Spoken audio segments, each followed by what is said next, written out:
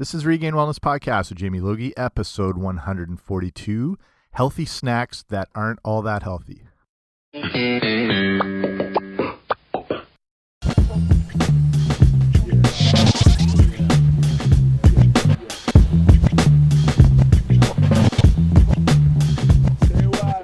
Hey guys, what's happening? Welcome back to the podcast. I'm Jamie Logie. I run regainedwellness.com.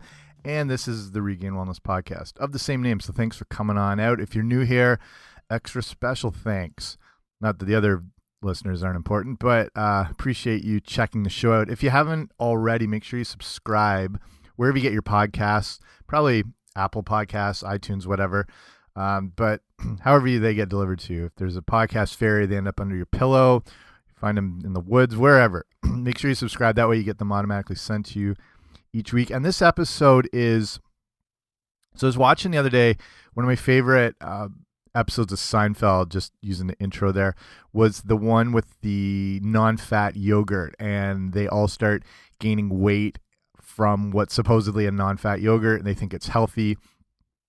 And it's during the New York elections, and if you've seen that episode, you remember how it impacts the influence of the voters on Rudy Giuliani and the whole, so that just got me thinking about this idea of kind of unhealthy, healthy foods. So when I'm saying healthy foods, I'm using air quotes, which you can't see right now, but I'm using them when I just say healthy. So we're looking at things that are either thought of or promoted as healthy, and they might not be the best option. So I'll look at a bunch of different things and kind of break it down as to why they might not be super ideal. Okay, here we go. So the first one I'll start with is something I've covered on the show a lot, and it's probably the king of all, considered to be healthy options or alternatives, and that is diet sodas. So whether it's Diet Coke, that's going to be primarily the big one. Any form of a diet drink or a diet soft drink. And on the surface, this looks like obviously an ideal choice because there's no sugar. What harm can come from it? And I'll touch on it a bit here. Probably my favorite podcast I've ever done and topic is the whole issue on diet drinks and aspartame and artificial sweeteners. So I recommend, I'll have some different episodes linked up in the show notes today, which is just going to regainedwellness.com/142. That's kind of the after show, if you will, where anything I talk about or reference or resources is all there in one convenient little spot. So I'll link up things like that, and especially this show on aspartame. So the quick rundown with, diet drinks is they're artificially sweetened. There's gotta, they're taking the sugar, they got to get the flavor from somewhere. The sweetness from somewhere. So the thing with aspartame, they used to have artificial sweeteners before that. I think cyclamate was one of them, but they had a really weird sort of bad aftertaste. And there was a research scientist looking for ulcer medications, and they're doing research into that. And he was using like different concoctions of substances trying to come up with it, and still had some on his finger, and licked his finger to turn the page in a book and noticed how sweet it was. And that was kind of the birth of aspartame. And, the first alarm right off the bat is that it was, they were trying to discover a medication, and they found this thing kind of completely by accident. So they sort of sat on it for a while, and then somehow the idea was, there was a market and a need for an artificial sweetener. And so eventually aspartame sort of got onto the mainstream a little bit, but it actually started out really slow. It was in things like, chewing gum or the odd cereal or, just nothing big like that. But it was Diet Coke, which first came out around in the early 80s, like I think 82 or whatnot. And that obviously just exploded the growth of the use of aspartame specifically, not just artificial sweeteners. And it just skyrocketed from there. And then you saw, additions of like sucralose and things like that. So I won't go too much into it. The problem with an artificial sweetener in a diet drink is they can still actually make you crave sugar in the long run. When your body drinks something sweet, it believes it's going to get the calories that are associated with that sweetness. So in the case of a diet drink, it's experiencing that effect, but not getting the calories from it. So your body will end up craving, carbohydrates and sugar and stuff like that. So you're more likely to crave and overeat those things in the long run. The other problem is they continue to make you thirsty and they continue to make you crave them. They're called aspartames and things like that are what they call cytotoxins, which can kind of stimulate the brain and have addictive properties. Again, making you crave. If you've ever had a diet drink, like the first sip tastes like the best thing in the world, like a Diet Coke, and then it gets worse, but then you're craving it not too long later. That's sort of that effect happening. So not only are you continuing to crave it, but you are now craving the sugar which your body believes it deserved. And then on top of that, there's ideas and links and connections with potential cognitive functions, and aspartames and chemical sweeteners are seen to disrupt your gut bacteria and can throw that out of whack, which can really throw your body off kilter as far as various inflammations. And then if your gut bacteria is out of balance, that's got a lot of roots in a lot of diseases and conditions and whatever. You want obviously more of those good bacteria, and the chemical sweeteners are seen to really throw that balance off. And then obviously, like, there's various links into Alzheimer's and dementia, all sorts of things, and like lesions on the brain.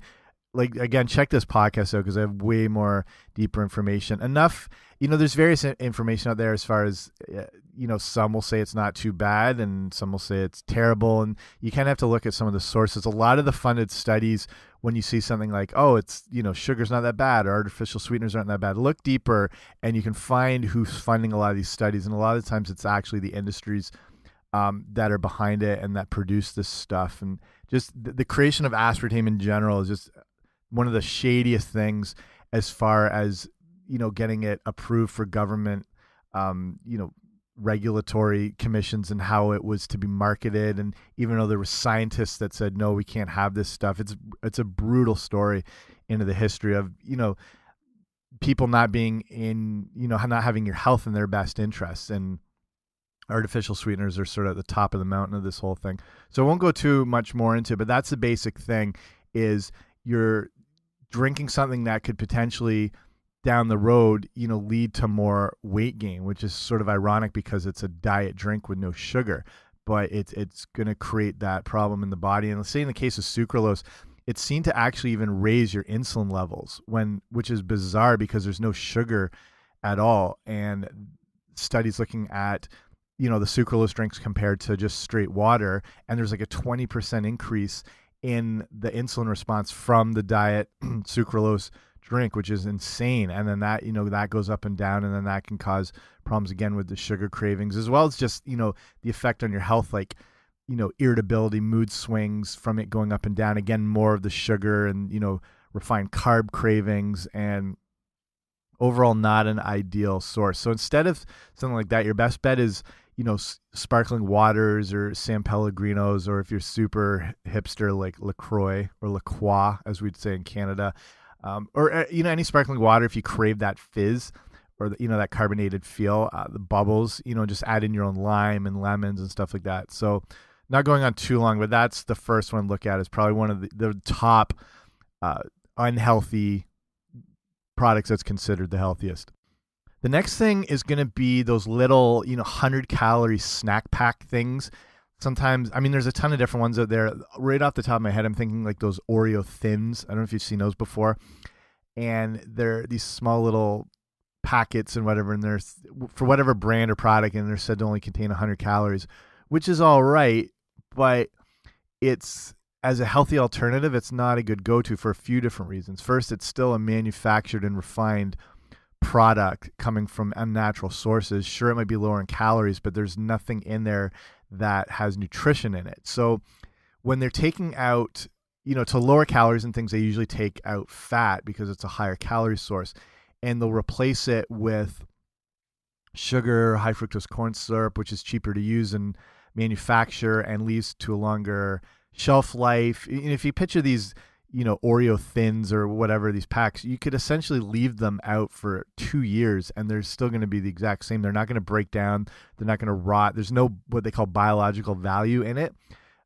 That's going to lead to it. I mean, you want to eat food that can spoil and go rotten. That means it's got that biological value. So it has that high nutrient value and macronutrients and micronutrients, and it's going to break down. And that's what you want it to do, to be digested and absorbed better. When a thing like, say, like one of those cookie things or like McDonald's fries, you can find them in the back of your car from a year ago. They're exactly the same because there's absolutely no living enzymes in that food, which makes it beneficial for your health. So with those snack pack things, there's zero nutrition. The problem is it's also got a little bit of sugar.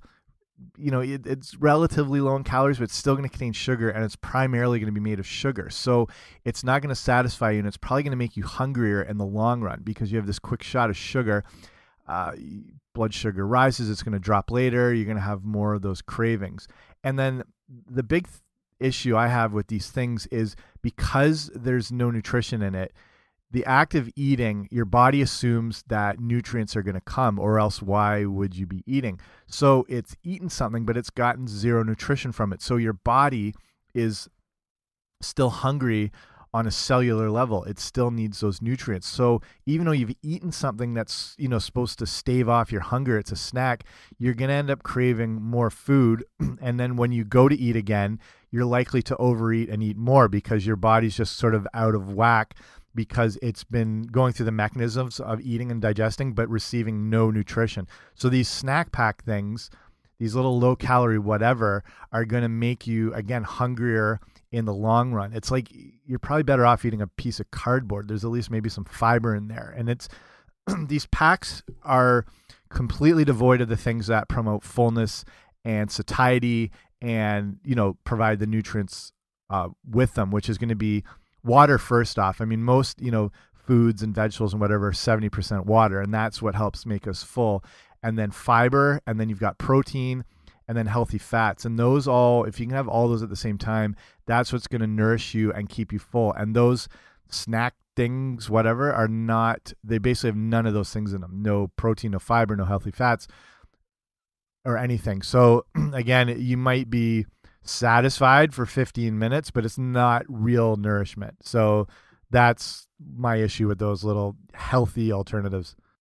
The next unhealthy, healthy food, this is going to be a bit of a weird one, but I'll explain why. And it's going to be guacamole, which is something I love more than anything. And avocados are super healthy, and they're filled with a lot of high quality healthy fats that we need, again, for everything from just building hormones and cognitive function, and again, like, those things keep us full. The only problem we run into here is when you make up guac, it's still going to have good ingredients in it. I mean, from the very basics, you can just throw in some lime, a bit of sea salt, and that's perfect guac. And then you can step it up by adding in a little bit of salsa, or chop up some cilantro, and it's still going to contain a lot of healthy ingredients. The problem is avocados are so nutrient dense as far as fat. And if you're having, I don't know, just, 2 or 3 tablespoons worth, it's, you're looking at like 40 calories per each tablespoon. The big issue is you don't just eat guac on its own. Again, if you're hipster, you're doing avocado toast, and then there's some sort of, refined starchy carb under there. But obviously with guac, you're eating it with chips, and usually a ton of chips too. So it's healthy in one aspect, but the way we consume it is not really the healthiest. So you can be thinking, oh, good, I'm getting these good healthy fats, but if you're eating with these like crappy chips, it really throws off any of the benefits you're getting from it. Some of it, obviously, yes, fine, but it's so easy to overeat because it's got this smooth, avocado in general, but guacamole's got this smooth, sort of creamy texture, which we really crave. It's got that mouthfeel. It's one of the reasons we crave like ice creams and things like that have that high fat content or any cream base. And avocados have that, especially when they're sort of mashed down and whatever. So it's not like, it doesn't take a lot of effort to eat and digest them. You're not breaking down. It's not like you're chewing up an apple. It's quick bites and it's down. So it's extremely palatable. and very easy to just eat very fast and then not realize how much you've actually taken in. So you're not full till it's almost way past the point.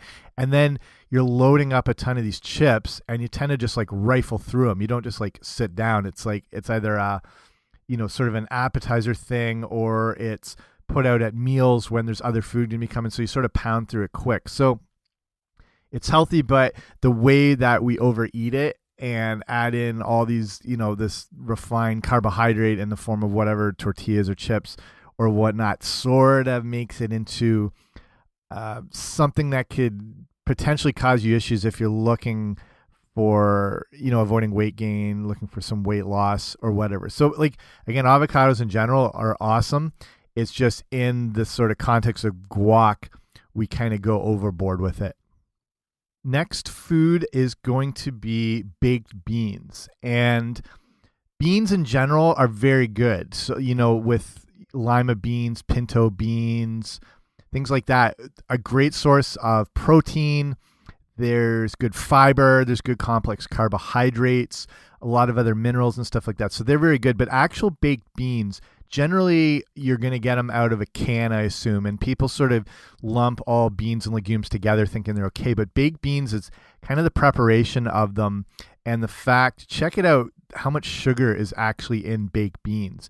It's, again, because of the processing aspect, and they add in, it might not just be straight, like, say, table sugar, but you can find various forms of sweeteners or, even like, again, high fructose corn syrup, because the stuff is so cheap and you're able to extend the shelf life of these products indefinitely. It acts as a preservative, basically, and it gives it more flavor and more palatability because we crave things that are sweet and that have fat in them. And with baked beans, in 1 cup of baked beans, you're usually going to have around close to 26 grams of sugar. That's almost the amount that's in like a can of Coke. Not exactly, but something most people don't even think of as existing in baked beans. And it's kind of a staple food, and a lot of people like it. I'm not a baked beans fan at all. I can't touch it with a 10-foot pole. I don't know if it's probably a texture thing. Most often when you don't like a food, it's because of the texture, and there's just something that, I don't know, not for me. Other beans, yeah, it can be okay. Again, like I said, like pinto beans, lima beans, things like that. But baked beans, it's just one of those things I don't know if people have ever been aware of. They either just don't look at the can or they assume it's healthy, and there's just an absolute ton of sugar that you're taking in when you eat them. Next, unhealthy, healthy food is going to be fruit on the bottom type yogurts. And yogurt itself can be actually a very good and healthy food, except in the form of these like fruit on the bottom things. And honestly, a majority of all the grocery store based yogurts, if you see them in, kind of colorful based packages and pots and containers, that's really not the purest form of yogurt. Real yogurt, as like say like a good Greek yogurt or whatever like that, or something that comes more from, the cleanest type cows you can get that are truly organic or grass fed and they're hormone free and all that stuff, can be a good source of protein. They contain a lot of good probiotics. Not the best probiotic source. Everyone assumes when you're eating yogurt, it's like the ultimate in probiotics. That's debatable, especially in like these grocery store versions, as far as the amount of the bacteria that actually can survive through the stomach into the gut is not the best. Compared to things like, kefir, kombucha, other probiotic sources, it's still decent. But when you get into these fruit on the bottom things, they're basically desserts. They've got very little. A lot of them tend to be like light versions too, like LITE, light. That's always concerning when a product can't even use the proper spelling of a word. And I think there's actually some legal reasons behind that, why they spell things LITE as opposed to LIGHT, because then by the word association, they can get away with other stuff and it can contain worse stuff than the alternative version. And a lot of times in the case of light versions, the fat-free versions, they still have 80% of the calories of the original product. So you're better off eating that original, which maybe has, less additives and chemicals and artificial sweeteners and flavors and whatnot. So with the fruit on the bottom yogurts, you're looking at usually like a reduced fat, watered down type yogurt, like almost like a skim yogurt, not a pure one, from potentially these, farm raised confinement lot cows, which again are treated with who knows what as far as antibiotics and hormones. And they're fed these high energy diets that can cause them to be very acidic inside. So that's why a lot of people have these allergies to dairy. It's the most common allergy in the world. 80% of the world is lactose intolerant. And either we're just not meant to eat dairy. That's a whole other topic, which I probably lean towards. And I think definitely not eat these sort of refined down versions of the dairy, whether it's skim milk or these yogurts or whatever. I think they really become like allergies to us because it's not a recognizable natural thing. They're so basically corrupted from their, purest state into how we consume them. So with those yogurts, you're looking at an inferior form of them. And then on the bottom is all that fruit, which is basically a ton of sugar. And, they might have a little bit of fruit juice in them and some actual real fruit, but the rest can be made up of a lot of corn syrup, other sweeteners. I've seen some again with the high fructose corn syrup. I noticed that in the States. Things vary on country as far as what ingredients are used and what's cheaper and what's not necessarily just allowed, but what's more prevalent to be used. And so anytime I'd check out one of these yogurts here in Canada, they would have, different types of sugar in them, and it would just say straight up sugar. And then obviously like a lot of fructose from whatever fruit juice and the fruits in them. And then I saw some of these same yogurts in the States, and they actually had high fructose corn syrup, which shocked me. I was not expecting to see that in there. So at the very least, it's just, even if they're using pure fruit juice and the fruit and a little bit of, say, table sugar or sucrose, it's still a high sugared, like I said, almost dessert. There's nothing, if there is any benefit from the yogurt that might be in there, to me, it's completely outdone by the amount of sugar that's in these things. And again, check the ingredients, read on these things. If you eat a lot of these yogurts, whatever, look a little deeper. And in some of them, you'll still find aspartames and sucraloses just to add in even more sweetness. And they'll have artificial flavors a ton of the time too. If you want to learn more about artificial flavors, this is probably the other favorite podcast I've ever done, with a guy named Mark Schatzker, who wrote a book called The Dorito Effect. And Mark, he's Canadian, he's from Toronto, and he's gotten pretty big now. He's on Dr. Oz all the time for all sorts of food things. And he just talks in this book about how our senses are manipulated by artificial flavors, and they create cravings and desires for food that aren't normally there because of these artificial flavors. And it's probably the best interview I've ever done. So I'll link that episode up. I highly recommend checking that out just to learn more about artificial flavors and not just the sweeteners, but how they kind of corrupt our brain. So in this case, honestly, go with the plain yogurt. There's still, ideally it's from, if you can find an organic version, definitely go for that. But at the very least, just a plain version with no sugar. So you're avoiding all that crap. And then add in your own fruit. Add in blueberries, blackberries, strawberries, and turn it into an actually pretty good meal. If you have a little bit of granola, you can make granola very easily. Even just sprinkle some oats in it, some chia seeds. Hopefully there's enough sweetness from the fruit, but if not, a tiny bit of honey or a little bit of maple syrup.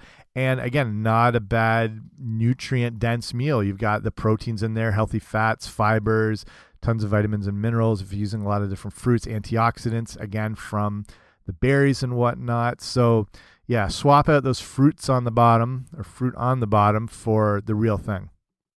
Okay, actually, this is just off the cuff now. I'm going to throw this in just because I meant granola, or I said granola, and I wasn't including this, but I may as well go into it.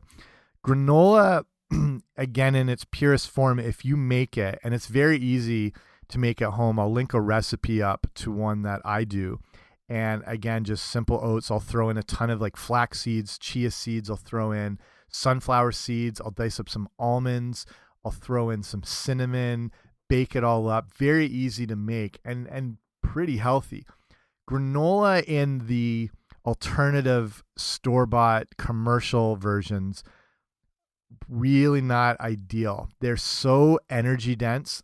Um, and again, it's a massive source of sugar because a lot of the commercial brands will use sugar again to make it sweet. Plain, nuts and seeds and oats and stuff like that, they don't have a ton of flavor. If you start eating them regularly, you'll learn to appreciate those real flavors. But the store-bought granolas that just come out of a box or a bag, people sort of linked up as being a healthy whole grain when, again, if you can find more organic, healthier versions of these that are out there, they're probably not too bad. But have a look on the ingredients because they use a lot of binders and stuff to sort of keep this all together, or it would be just this mess of seeds and oats and everything spread all over the place. So that binding does use some different, sometimes like corn syrups, normal sugar.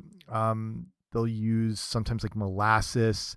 High fructose corn syrup can make an appearance and stuff like that. So the sugar content is usually super, super high in the store version alternatives of granola.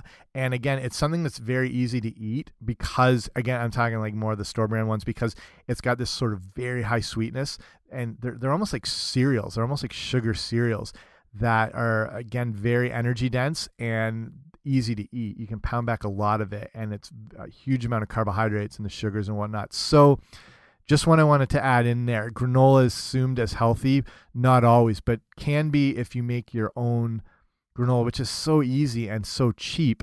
So I don't see why you wouldn't. So again, show notes today, regainedwellness.com/142, and I'll put up one of those recipes I have for granola. Okay, next food is going to be, and again, can go both ways here, is going to be sushi. And I'll explain why. With the majority of, the idea with sushi, you're getting fish and salmon and tuna and things that can be very good, and they are very good. Problem is, it's so easy to overeat, and there's more and more of these sort of all-you-can-eat sushi places where you just, continue to put in the order. It's got like the iPad, and you can just continue to have things coming in. The problem is there's so much of that dense, sticky, white, refined rice that it makes it just a super high calorie meal. Like just a simple one roll, if it's all sort of heavy starch and doesn't have a lot of, if it's like a California roll or whatever like that, and it can have up to like 500 calories just in that whole thing. And then there's a lot of sodium from the soy sauce, and there's even, again, sugar in the rice, and sometimes, again, to use sweeteners, and there's rice wine vinegars and combinations, and some things that are okay, but it's that thing that you can eat so much of it. And I love sushi, and I can eat it all day, and it's because it's very easy to. It's so starchy. So sushi in general is very good when you're looking at real like sashimi, which is just the actual fish, or sometimes it can, when we're talking rolls, that's when it's super high calorie and energy dense and huge amount of carbohydrates and whatever. When you're looking at sashimi and just the straight fish, then it's amazing. And then when it's sashimi, when there's that little bit of rice underneath it as opposed to the roll, that's great because you're getting a little bit less. So the concept of all sushi is an amazing meal if you mix it up with other things. Like if you're getting miso soups, and then adding in different, if you just want like some tempura here or there, sashimi, mix it in, focus on those really good, like the tuna, the salmon, things like that. Even like octopus and eel and all those things are still amazing, but those aren't everyone's ideal choices. It's just in the aspect of the roll that you can eat a ton of them. I've done it, and you just feel like absolutely stuffed after. It's just like your belly has just been like you've eaten an anvil like that. The food is so dense. So it's in this situation here, I'm saying it's healthy and it can be unhealthy at the same time. So with sushi, you want to make the best choices possible and kind of limit the negative side of the meal, like with the heavy rolls and going overboard with it. The next food is going to be, well, not food, this is a drink now, and we're looking at fruit juice. And it's hard to think that, something that's natural can be unhealthy. And in the case of fruit juice, it is. Even if it's organically grown, high nutrient. You grew, say you had oranges in your backyard and you grew them and you juice them together. It's just not the way our body is supposed to take these high sugar nutrients, in this case in the form of fructose. So the problem when you drink this, it is sugar. There are vitamins and minerals, and you're going to get, some okay stuff, but it's going to cause big spikes in your blood sugar. If you just, even a drink of orange juice, your blood sugar is risen within 2 seconds. That's how fast it works. It's like rocket fuel in your body. It's just not the way we're meant to consume these things in their natural state. You want to have the real actual fruits, because now you're getting when the whole fruit, you're getting the roughage, you're getting the fiber, which sort of slows the release of the insulin. And then the thing with juice is it's a huge amount of calories that you can take back without even knowing. It's easy to drink. There's nothing to sort of slow it down and fill you up. And you've taken this huge shot of sugar and huge amount of calories in the time it would take. I don't know, it could take 20, 30, 40 minutes to consume that amount of juice, but in its fruit form. And you'd get full naturally because of the natural fiber and the roughage that's going to fill you up. So, the idea of juice is good, but it's just not the way our bodies are designed to take it. Not in this shot of this just rocket fuel right away. So it's one of those good rules of thumbs. You have 2 of them, but rule of thumb is that you want to eat your fruit, but you can juice your vegetables. There's not that high sugar content in the vegetables, except for, some things like, obviously, say beets or carrots. But as far as we're talking like green leafy things and stuff like that you would use in not just necessarily juicing, but blending, that you're not going to have that insulin response and that blood sugar spike that you'd get with fruit. So eat fruit in its whole form and juice or blend vegetables whenever you can. The next unhealthy, healthy food is going to be deli meats. And people are going to think that, this is a good source of protein and it's come from a natural animal source and whatever, whether it's the ham or whatever. But with the deli meat form, if you can find good actual, say, like chicken breast or turkey breast where you see them slice it up off a real roasted chicken breast or whatever, that's different. But when we're talking deli meats here, they're kind of compound. It's like when they take particle board and sawdust and make it into like a solid plank or whatever. That's the case with these deli meats. So in the case of like chicken, they could take a lot of different sources, sort of ground it up. Then there's a lot of fillers, sodium, chemicals, additives, and whatever, and it's all pressed together into like this round globe of chicken, which is really not how they come. And these things are so manufactured and processed that you could probably dribble these things like a basketball. That's how much crap is added into them. And then they just, slice off it. And again, you're not really getting that much protein at all, but you're getting all these additives and fillers and chemicals and whatnot. So kind of misleading as a protein source. But if you can find, a place where they're, like I said, roasting off the stuff and cutting it and you can see it being made, then that's different. And then ultimately just go for the real versions of themselves, like the real chicken or whatnot. Okay, I'll end it here. I think that's a bunch of good stuff that hopefully gets you up to speed with the idea that it's, maybe not the healthiest things that people have thought these are good choices and good alternatives to whatever. And a lot of common things here too, like stuff you probably like that I've eaten a lot. I'm sure you've eaten, and just to, kind of fill you in on why they're not as optimal for health as people might think they are, and how to kind of, take the approach and look for the better versions and the real alternatives. So hopefully you learned some stuff from this episode. Thanks for listening. I appreciate you taking the time. If you like this show, make sure to subscribe. If you really like it, leave a rating and review, and that makes sure more people get to see it. Again, all the show notes and the different things I talked about that I highly suggest checking out are at regainedwellness.com/142. That's it for me. Thanks for listening. I'll see you later.